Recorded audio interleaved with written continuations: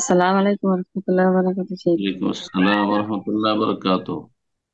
জি, বলেন। শেখ, আমি বাংলাদেশ থেকে বলছিলাম। শেখ, আমার প্রশ্নটা খানি বড় হইলো একটু শুনলেন। সংক্ষেপে বলেন, আমার সংক্ষেপে। জি। আমার স্বামী আজকে 10 বছর ধরে মারা গেছে। আমি তিনটা বাচ্চা নিয়ে মানে দুনিয়ার বুকে এখনো আল্লাহ পাক বাঁচা রাখছে। আল্লাহ রহম মেয়েটা করুক, বিয়ে দিছে। জান্নাতবাসী মেয়ে করুক, আপনার উত্তম বিকল্প দান করুক এবং আপনার জন্য আল্লাহ রিজিকের ব্যবস্থা করুক। রিজিকের দ্বার ছেলে আমি মেয়েদের জন্য খুঁজে পান না, আমি পুরুষ অস্ত্র। জি। আমার মেয়ের বিয়ে দিছি। এখন মেয়ের বলে দুইটা সন্তান আছে, কিন্তু মেয়ে ইদারিং এক ছেলের সাথে কথা বলে। তাই ওই ওই মানে এটা দেখা আমি আর কি খানি টের পাইয়া আর মোবাইল আর কি রাইখা দিছি। তাই মেয়ে আমার সাথে অনেক খারাপ ব্যবহার করে স্বামী বাসায় গেছে গা।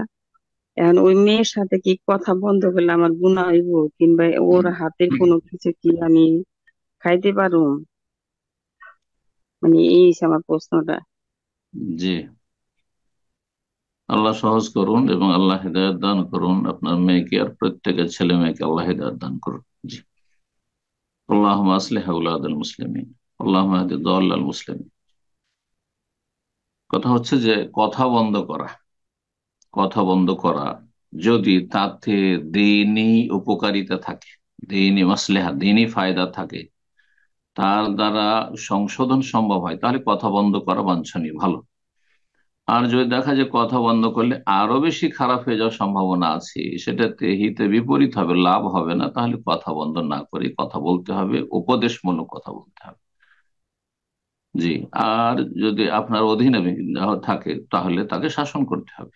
স্বামীর অধীনে থাকে তো স্বামীর ওপর শাসন করা ফরজ। ওই দিক থেকে স্বামী যদি শাসন করে আর এদিক থেকে আপনিও তাকে লিফট দিলেন না, শাসন করলেন, তাহলে সোজা হতে বাধ্য।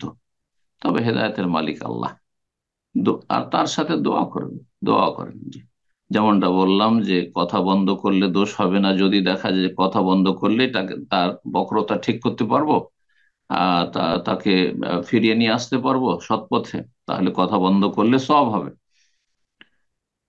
আর তার সাথে যে মোবাইল রেখেছেন সেটা যদি আপনার দেওয়া মোবাইল থাকে তাহলে রাখবেন, তার স্বামীর দেওয়া থাকে তাহলে তার স্বামীকে আল্লাহ জিজ্ঞেস করবেন। হ্যাঁ, স্বামীকে অবশ্যই জানিয়ে দিতে হবে যে একে সতর্ক সাবধান করো, একে ভালো করো। যদি দেখা যায় যে না, আপনি তাকে সামলাতে পারছেন না, তাহলে তার স্বামী ওপর ফরজ, সে তাকে শাসন করবে। জি। আল্লাহ হেদায়েত দান করুন।